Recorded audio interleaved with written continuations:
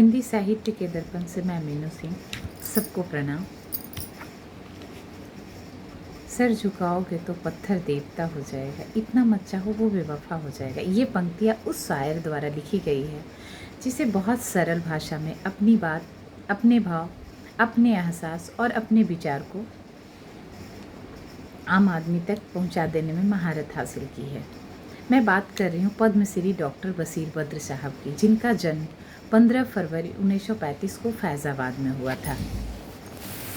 बशीर साहब की भाषा में वो रवानगी मिलती है जो बड़े बड़े शायरों में नहीं मिलती है। कठिन भाषा के इस्तेमाल से हमेशा बचते थे और ये कहा भी करते थे कि गज़ल अपने अंदर गहरे एहसास को समेटे हुए होती है, इसलिए ऐसी भाषा में कही जानी चाहिए जो सबके ज़हन में उतर जाए।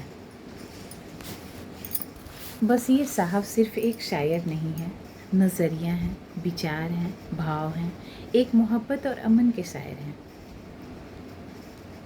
शायर में ही इस तरह के भाव होती है, अमन के शायर में ही इस तरीके के भाव होती है।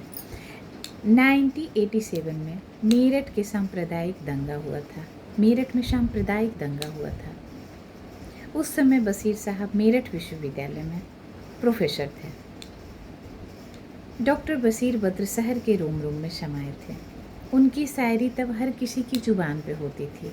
मेरठ शहर इस बात पे इतराता था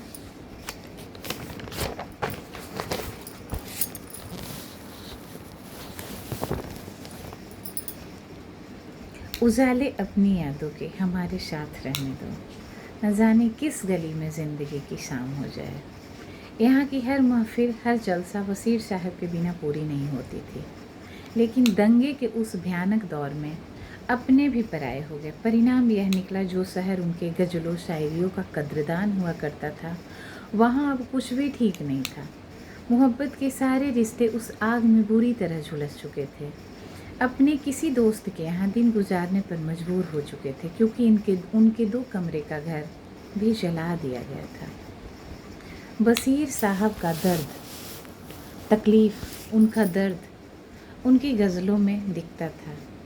लोग टूट जाते हैं एक घर बनाने में, तुम तरस नहीं खाते हो पूरा शहर जलाने में।